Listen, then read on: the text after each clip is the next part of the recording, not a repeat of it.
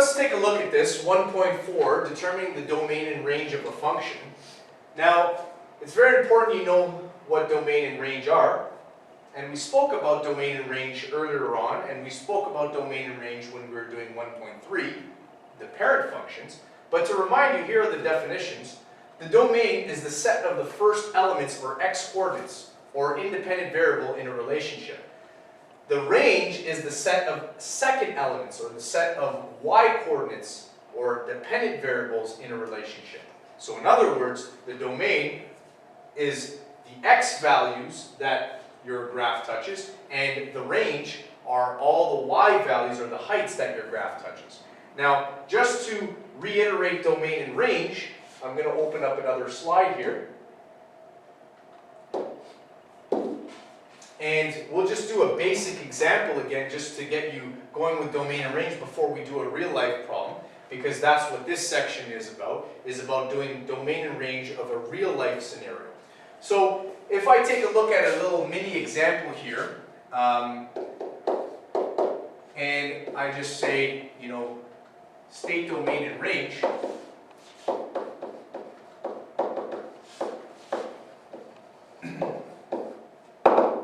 and it gives you a picture. The picture looks something like this.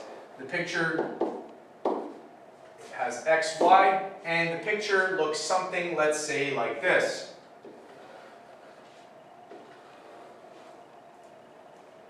And this point here is -6. Now, this is one of those weird parabolic shape graphs that we saw. This is not a function from 1.1, but we saw this in 1.1, where we had a parabolic shape opening to the left. This one opens to the right. And it's asking me for the domain and the range of this. Now, the domain of this deals with all the values, all the x values that this graph touches. Now, if you take a look at this, this graph does not go forever to the left. Again, this is a solid curve, so it does touch all the decimal answers, all the decimal values for x, but it does not go below -6. -6 is the lowest that this hits, and it goes forever to the right. So it hits -6 and everything above. How do you write that? X is an element of all real numbers where x is greater than and equal to -6. The range in this case, well, if you take a look at this, this is like a parabolic shape that opens sideways, and the longer you draw this shape, the higher and higher it goes up, and the lower and lower it goes down. This eventually goes forever up and forever down. It gets wider and wider the longer you draw this. And it never stops getting wider. So it goes forever up and forever down. So y is an element of all real numbers. It touches every single height. Okay? So that was the first domain and range example. A couple more. Taking a look at, let's say, a circle.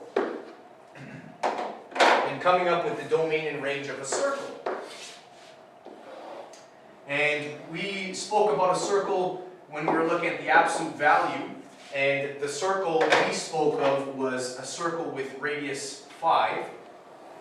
So let's say I have a circle with radius of 5. Again, you should be able to come up with the equation of this circle, because the equation of a circle is x squared plus y squared equals r squared. Again, a circle is not a function because it does not pass the vertical line test.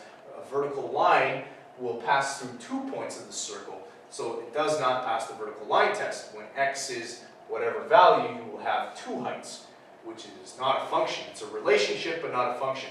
So x squared plus y squared is equal to the radius being 5 squared, so x squared plus y squared is equal to 25. So again, a circle formula will involve x squareds and y squareds. And kids ask me all the time, how do I know the difference between a formula that's all rearranged and messed up?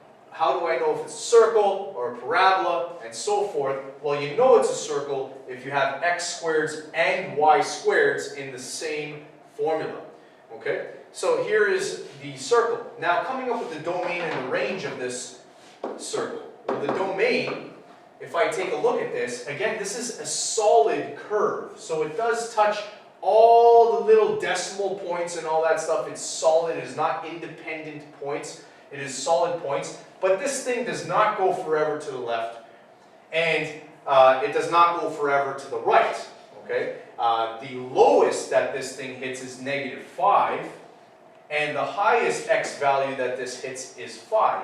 It hits everything between -5 and 5.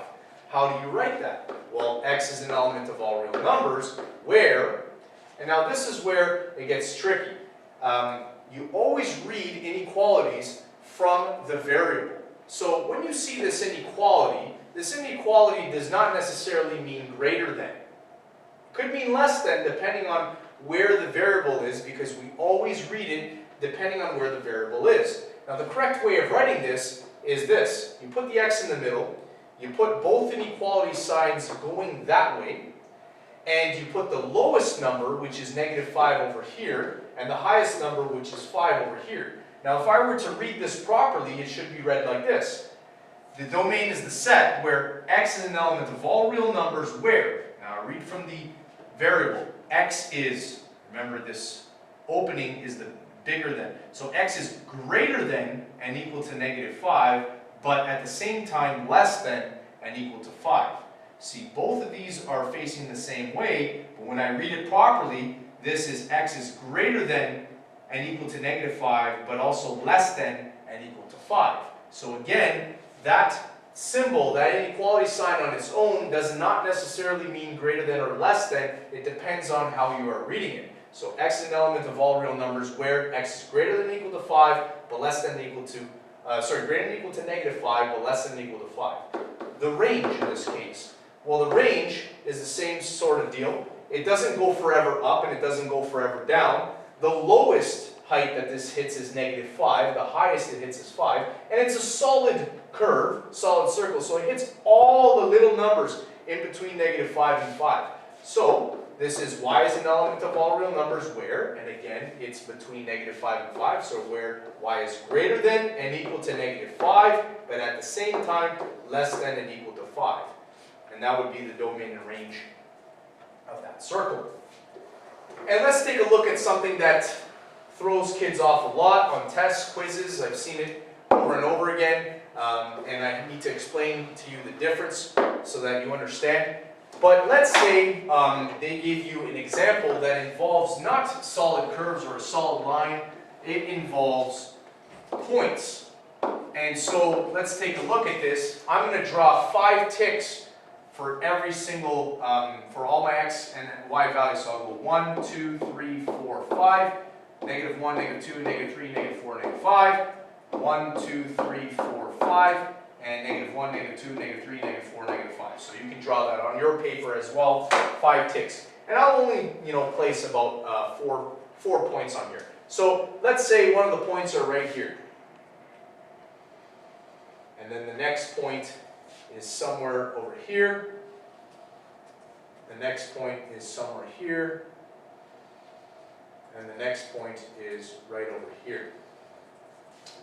So you have 4 points here. Hopefully you can see that. And I will label them so that you understand where they are. But you have 4 points here. These points are not connected to each other. So this is not a solid line or curve or anything like that. These are 4 distinct or 4 separate points. So when you go to label these points, this point here, this point ends up being -1, -2, -3, 1. So -3, 1 is the first point.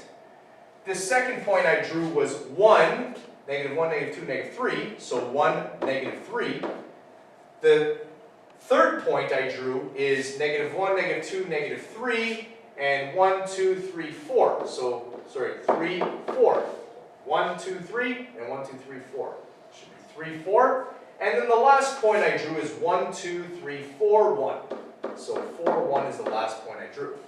Now, how do we come up with the domain and the range of this relationship? By the way, is this relationship a function? And the answer is yes, because it doesn't matter where you put a vertical line, it will not pass through 2 heights, or through 2 points. Okay? So, the domain in this case, if you take a look at this, Well, the domain, these are separate points. What values of x does this function touch? It touches the value of -3, it touches 1, it touches 3, and it touches 4. So the only thing, and they're distinct, so the only way we can do that is by listing those numbers. So -3, 1, 3, and 4. Those are the numbers that my x values touch. That is my domain. The range in this case are all the heights that this function touches. So I will list that in proper order from least to greatest. So the lowest height that it touches is -3. Then it touches a height of 1 twice. And then it touches a height of 4. Okay? So it touches -3, it touches 1. You don't list the 1 twice. And it touches 4. So that is my range because they are distinct points. They are not touching each other.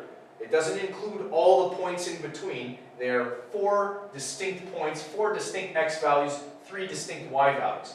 Yes, this is a function because it does pass the vertical line test. Okay? And let's go back to our lesson here then. Now that we've been refreshed on that, and we've been doing that as we went along in 1.3 and our parent functions and all that. But let's take a look at a real life example because that changes everything. So example 1, it says a baseball thrown from the top of a building falls to the ground below. The path of the ball is modeled by the function h at t equals -5t squared plus 5t plus 30. Remember, that does not mean h times t, it means h of t or h at t, where h at t is the height of the ball above the ground in meters, so h is height in meters above the ground, and t is the lapse time in seconds. So t is the time in seconds. So this is the function, this is the height of the ball as a function of time. Not height times time, it is height as a function of time. It just means height, but it is as a function at time, or height at a specific time. What are the domain and the range of this function? So this is a great question. What is the domain and the range of this function?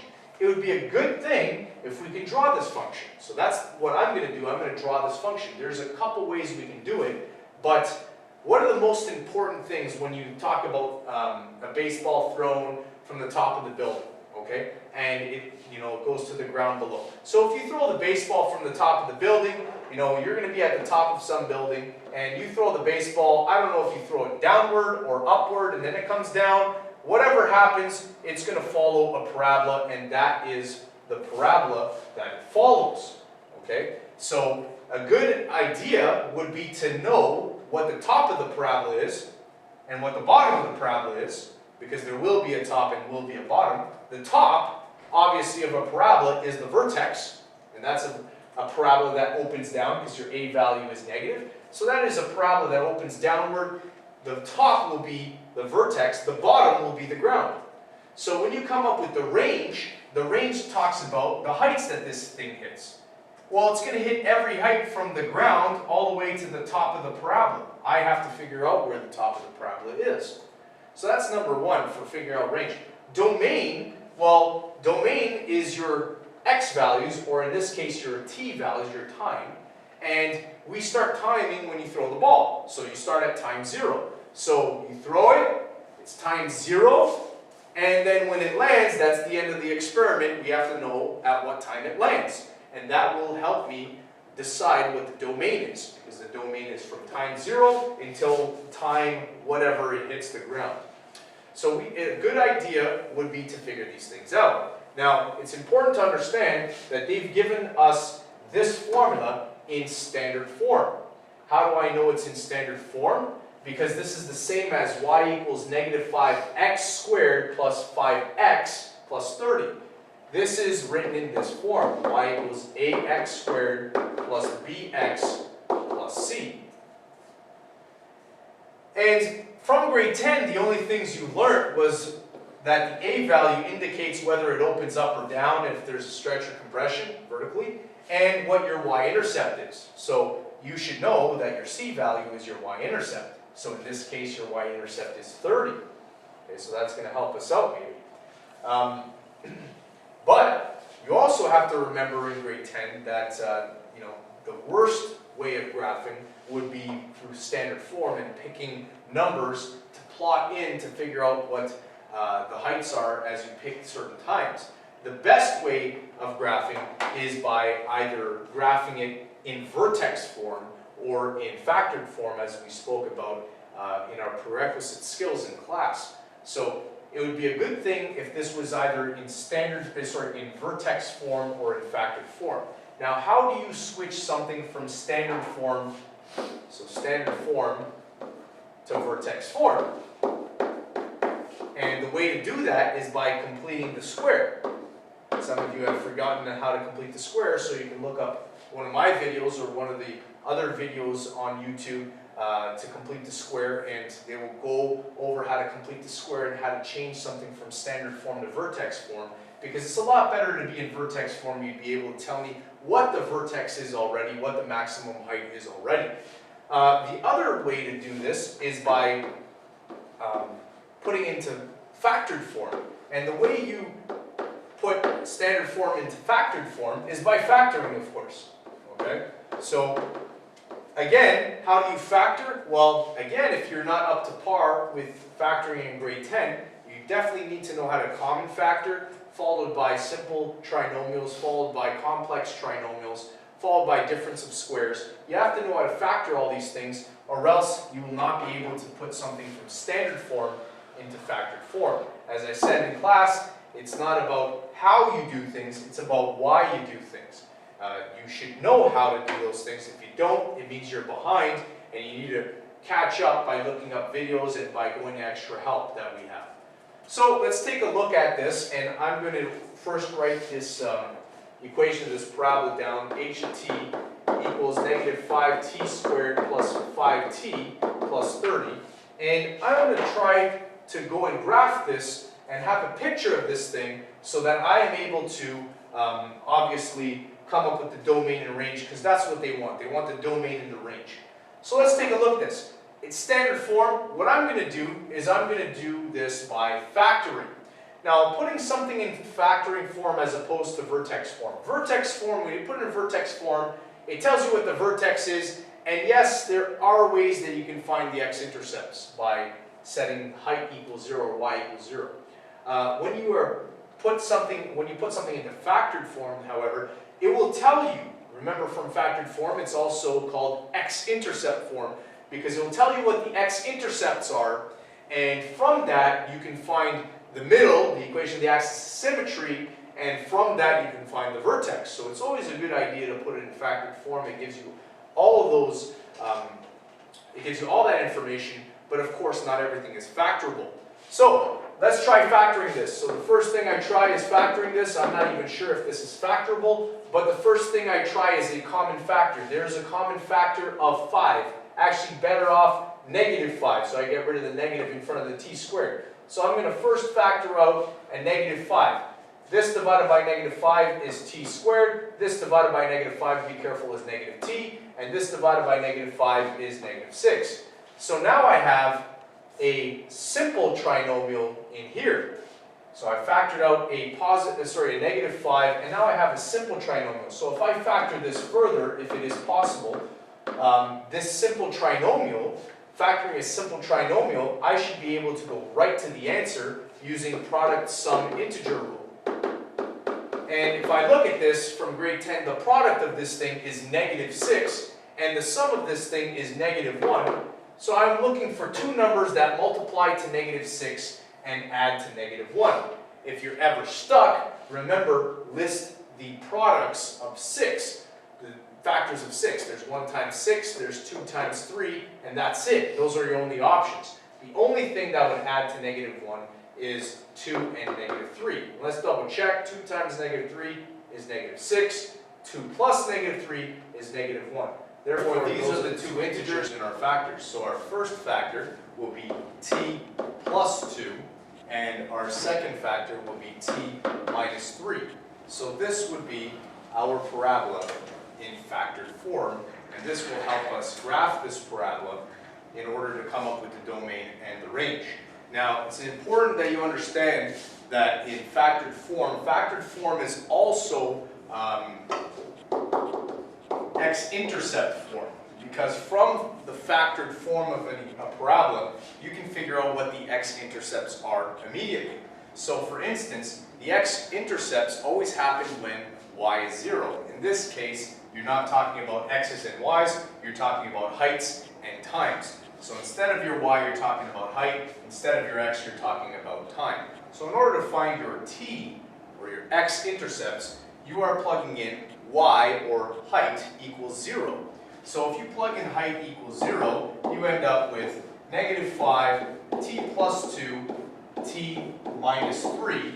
And when you have it in this form, now you can use the zero product property from grade 10, because what we have here is -5 times the number in here times the number in here is equal to 0.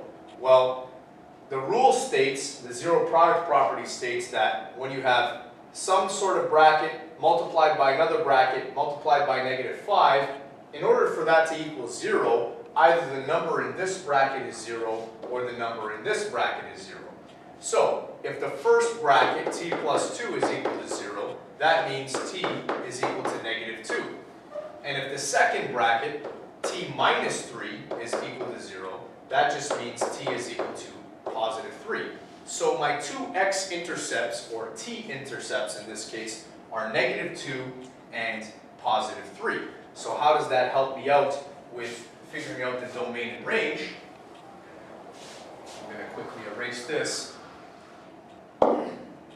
And I'm going to draw a picture to myself. Again, time equals 2, and -2 and time equals 3 were my two x-intercepts, or my two t-intercepts. Now, coming down to what the problem had stated before, I know that the equation of the problem in standard form is h of t equals -5t squared plus 5t plus 30. And as we discussed before, the only thing you can tell me when the parabola is in x-intercepts, once again, are -2 and 3, and that our function in standard form is written as h of t is equal to all this stuff.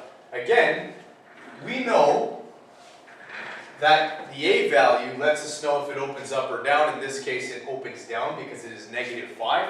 And we know that our c value is 30, and our c value is also known as our y-intercept. And you know that the y-intercept happens when x is 0. In this case, we are not talking about x's and y's, but we are talking about t's and h's. So the point here, our y-intercept, is when x is 0, y is 30. Or instead, when time is 0, height is 30. And that would be the starting height. So now if I go to graph this, and I have my t-axis and also my h at t-axis, and of course if you have graph paper, it'll look a little nicer. But this is enough here. And I label first my two t-intercepts, or x-intercepts. My first x-intercept is -2. My second x-intercept is +3. And that's where it crosses the x-axis. Of course, the negative times obviously do not make sense in the real life problem, but it does make sense in order for us to find our vertex, our equation of the axis of symmetry. And then if I take a look at my starting height, again, my y-intercept is 30. So I know for a fact that this is where the ball starts. Now, if I draw a parabola, I know this doesn't exist, but this is what happens in terms of theoretically what happens. And this part is what exists. This, the throwing up of the baseball and it landing on the ground at time 3 seconds. Now, according to this picture though, I can find the vertex because I know that the vertex is right down the middle of the parabola because the parabola is perfectly symmetrical. Again, if I count inward, because it's perfectly symmetrical, from the two x-intercepts, count 1 over again, and in the middle of this, this is where the equation of the axis of symmetry is. We know that we can find the vertex because it's right down the middle. So again, another way of doing it is by finding the middle between these two x-intercepts. So if I take two numbers, add them together, divided by 2, that'll give me the middle. So negative 2 plus 3 is 1, and 1 divided by 2 is 0.5. So we know that the equation of the axis is x equals 0.5, and that is where the vertex is located right here. And so I can figure out what the height of that vertex is, because I know that the vertex is at x equals 0.5, or in this case time is equal to 0.5 seconds, and I just have to figure out the height. How would I do that? Well, I have a formula in order to figure out the height at any given time. And so if I know that the vertex happens when time is equal to 0.5, I'm going to plug in time equals 0.5 to figure out that maximum height. And so if I do that, I'm actually going to use, you can use any equation of the formula you like, but I'm going to actually use the formula that is already given to us in vertex form, which was this. This was our formula, in factored form.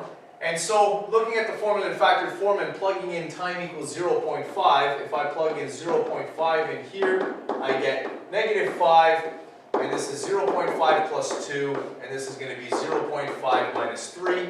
And so this is height at time 0.5 seconds is equal to negative 5 times 2.5 times, this is going to be negative 2.5 in here.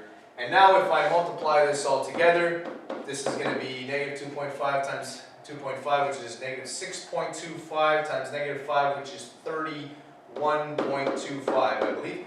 Yep. And so 31.25 is the highest height. So that is the highest height.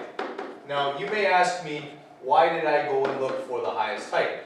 Well, when you're looking at domain and range of a parabolic function, especially when it's a real life problem, you have to, for the domain, remember domain deals with all the x values that this picture touches, and so you have to know where the start and the stop is for your domain. In this case, domain is time. What's the starting time and what's the stop time? In this case, if you look at it, we start at time 0 and the ball hits the ground at time 3 seconds. So the domain is between 0 and 3 seconds, all the real numbers between them. And then, of course, the range, it's very important we know what's the lowest point of the parabola in this real life situation and what the highest point is. And that's why I went and looked for the vertex.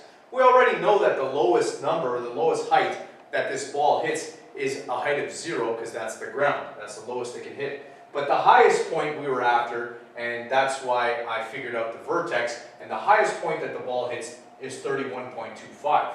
So the range will be from a height of 0 all the way to a height of 31.25 in this problem. So I just have to write that now. So it's very important that we figure these things out so that we can figure out how to write the domain and range. So now when I write the domain and range, the domain is written as set notation.